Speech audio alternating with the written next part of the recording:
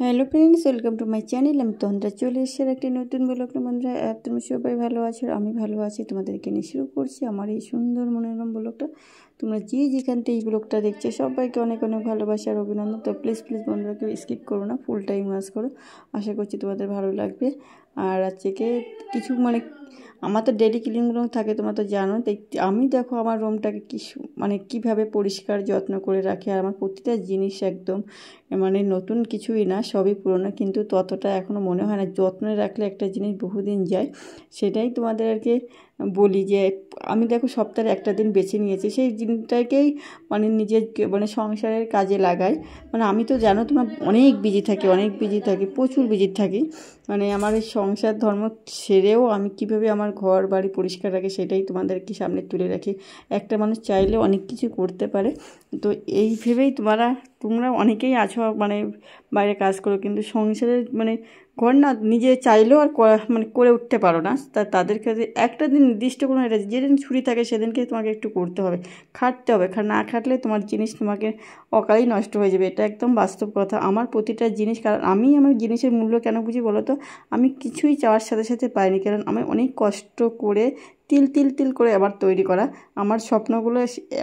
একটু একটু করে স্বপ্নগুলো এগুলো নর্মালি, কিন্তু আমি তো একদম যেখানে ছিলাম সেখান থেকে সেটাই আমার কাছে মনে হচ্ছে অনেক কিছু। তো সেইটাই তোমাদেরকে বলছি। আর সেই জিনিসটাকে এত কষ্ট করে পেয়ে এত তাড়াতাড়ি নষ্ট হয়ে যেতে, সেটাও তো করতে দিতে পারি না। তো সেই জন্যই কিন্তু আমার প্রচুর কষ্ট হয়, বিশ্বাস করো প্রচুর কষ্ট হয়।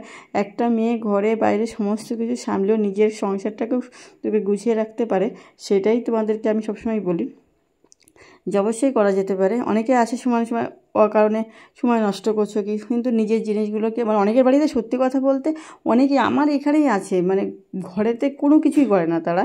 ওই সংসার হয়তো একটা দুজন মানুষ, তাই ঘরে যাওয়া যায় না, এতটা সেই কি বলবো বিজি খিস্তি অবস্থা।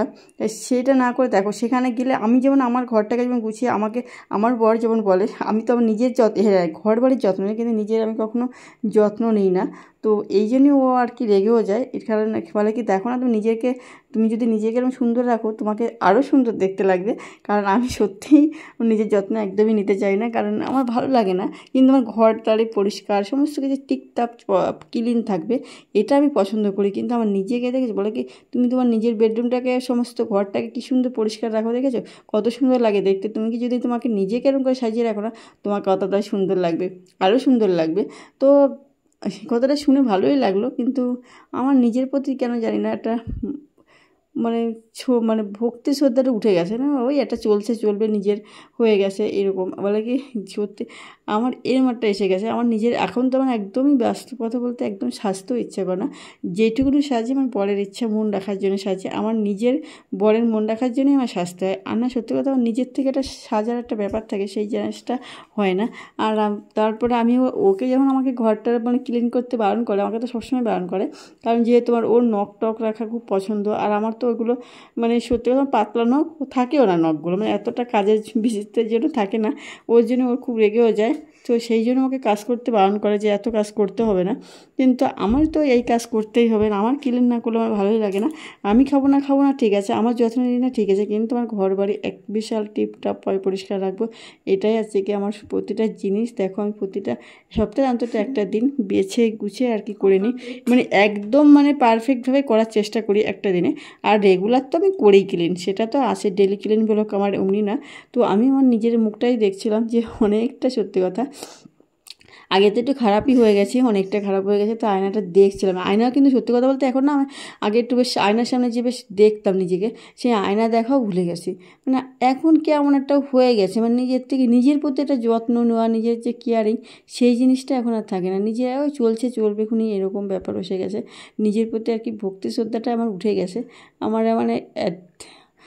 কেন জানি না, একটা না অপিপ্ত আর কি আশা পূর্ণ হয় না, তো ওই জন্য আর ভালো লাগে না। তো হলেই চলবে যে কদিন বাঁচবো, যে কদিন বাঁচবো এইভাবেই চলুক, এইরকম একটা বিতৃষ্ণা চলে এসে। তো দেখো বন্ধুরা, কাজ করতে করতে আমার অনেক কথা বলতে অনেক কাজ করে ফেলছি। আমি ক্লিনটাও করে নিলাম, এটাও কিন্তু খুব একটা নোংরা হতে দিই না। আর আমার আছে কি একটা টুল হলে ভালো হতো, তো তো এই হাতে যতটা পেলাম করে দিলাম, ভালোই হলো, কারণ খুব একটা নোংরা আমি তো হতেই দিই না, প্রতি সপ্তাহে করি, কিন্তু গত সপ্তাহে আমার ফ্যানটা ক্লিন করা হয়নি, তো এই সপ্তাহে একটু করে নিলাম। আর এইখানে দেখো আলের জন্য এরকম হচ্ছিলো। আর আমাদের এখানে সত্যি কথা বলতে বন্ধুরা, তোমাদের ওখানে কেমন বৃষ্টি হচ্ছে? আজকে তো আমি পুরো 2 ঘন্টা ভিজে পুরো ডিউটিতে গিয়েছিলাম, ডিউটিতে মানে পুরো করতেই পারিনি, এত বৃষ্টি পুরো। তারপরে মেয়েকে নেওয়ার জন্য 2 ঘন্টা দাঁড়িয়েছিলাম ভিজে গায়ে। তারপরে এতটা কষ্ট, এসে আবার স্নান করেছি। আমাকে একজন বান্ধবী বললো যে ওইভাবে স্নান, বৃষ্টির জল পুরো বসে রয়েছে, তো তুই স্নান করে নিবি, তাহলে ঠান্ডা লাগবে না। তখন শীতে কাঁপছিলাম, লাস্টের দিকে শীতে কাঁপছি, এত পরিমাণ ঠান্ডা, মানে 2 ঘন্টা বসে রেইনকোটে কি মানায় বৃষ্টি। তো বৃষ্টিতে এতটা বৃষ্টি হচ্ছে, আর আমাদের কলপাটটারও হয়ে গেছে, কি বলো তো, ভিজে গেছে, মানে এতটা ভিজে গেছে কি বলবো, মানে জল উঠে গেছে। আর আমার আস্তে আস্তের কথা তো বলতেই হবে না, আমরা যখন আসি আমার গাড়ির ইঞ্জিনও মানে ভিজে উঠবে, এতটা হয়ে গেছে। আর আজকে দেখো কত সাবধানের সাথে করছি, কারণ এটা না আমার এটা খুলে যায়, আর দেখতেও খুলে গেলে না ভালো লাগে না।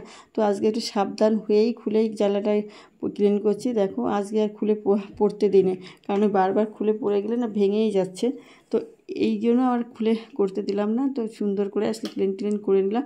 আর আমি কিন্তু এসে ভিজে গায়ে করছি, কারণ এখন না আমার জলটাও মানে সহ্য হয়ে গেছে, শরীরটাকে যা সব তাই হলো, শরীর হচ্ছে মহাশয় না কি একটা ব্যাপার আছে না, যা সবে তাই সবে, তো ওরম একটা হয়ে গেছে আমার। সাথে রোজ সূর্য তাপ লাগতে আমি এখন কঠিন পাথরের মতন শক্ত হয়ে গেছি। কঠিন পাথর মানে একটা মেয়ে কঠিন পাথর কখন হয় বুঝতেই পারছো, কারণ সত্যি কথা বলতে আমার এখন কঠিন পাথরই হয়ে গেছে আমি, মানে সূর্যের তাপ বলো, আলো তারপরে ঝড় বৃষ্টি যা হোক, এই যে 2 ঘন্টা মতন আমি মানে ভিজেছি, আমার কিন্তু আমার শরীরে কোনো সেই ঈশ্বরের কৃপায় যেটা কখনো এফেক্ট হয়নি। কিন্তু আমার এমনি কি সমস্যা হয় যেগুলো, মানে মাঝে তো খুবই অসুস্থ ছিলাম, তোমাদেরকে বলেছি। আর মানে সেই আমার জ্বর সর্দি কাশি, ঠাকুরের কৃপায় সেরকম একটা সুস্থই থাকি। তাই এইটা আছে কি, আমি শরীরটাকে সত্যি কথা আমি নিজেই যত্ন করি না তো, আর আমি ওইভাবে আমার মেয়েটাকে ওইভাবে তৈরি করতে চাই, কিন্তু কিন্তু ও একটু অন্যরকম হয়ে গেছে। ওর আছে গিয়ে ওর বাবার দিক দিয়ে গেছে, যেরকম অলস হয়ে গেছে, পড়াশোনা তো এখন করতেই চায় না, সামনে আছে বলে আর বলছি ভালো করে। তো এটাই আছে কি ব্যাপার। তো বন্ধুরা এটা দেখো আমার ক্লিন সমস্ত কিছু কমপ্লিট হয়ে গেল। আর এখন আছে কি কী বলো তো, আমি এইটা আজকে তো বললাম মানে অনেক লেটে শুরু করেছে, আর ও গেছে মানে পড়তে, তো এই সমস্ত খাটে আমি পরিষ্কার করে রেখে গেছিলাম, আবার করতে হলো। জামা কাপড়গুলো ওখানে ছুঁড়ে মারলাম, এখন আর করবো না, পরে করে ক্লিন করে নেবো ওখানে। তো এই যে কমপ্লিট করে নিলাম, এখন এই যে ক্লিনটা করব। আর অনেক কাজ বাকি রয়েছে, আমার প্রচুর কাজ এখনও বাকি রয়েছে। আমি তো ভাবছি কি কখন কি করব, তাই ভাবছি। তো দেখো বন্ধুরা, নিজের ঘর বাড়ি সমস্ত কিছু পরিষ্কার রাখতে হয় না। আর লক্ষ্মী, সত্যি কথা, লক্ষ্মী নোংরা বাড়িতে থাকে না, তুমি যতই ইনকাম, আমার মনে হয় সেটা অনেক বাড়িতে আমার মা বলে যে লক্ষ্মী নোংরা ঘর বাড়িতে থাকে না, লক্ষ্মীকে ধরে রাখতে গেলে খুব কষ্ট।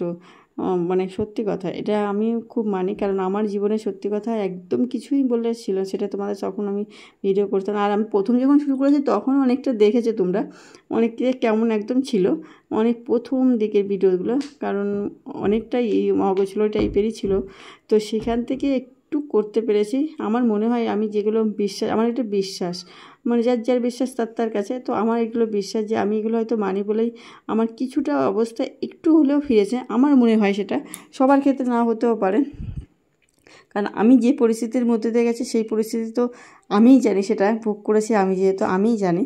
তো সেখান থেকে একটু আর আমি একটু রীতি রেওয়াজ মানতেও পছন্দও করি, সেটাই আর কি মেনে চলি।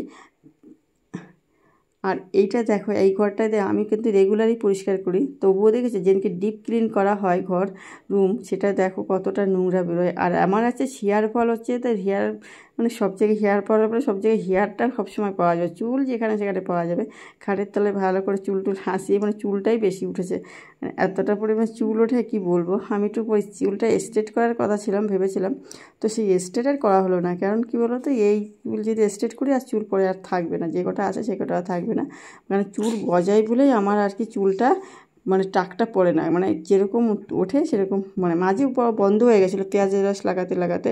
এটাও একটা টোটকা, পেঁয়াজের রস আর মধু দিয়ে লাগালে সত্যি কথা চুল সুন্দর হয়। তো বন্ধুরা, আমার ক্লিনিকগুলো কেমন লাগলো তোমাদের?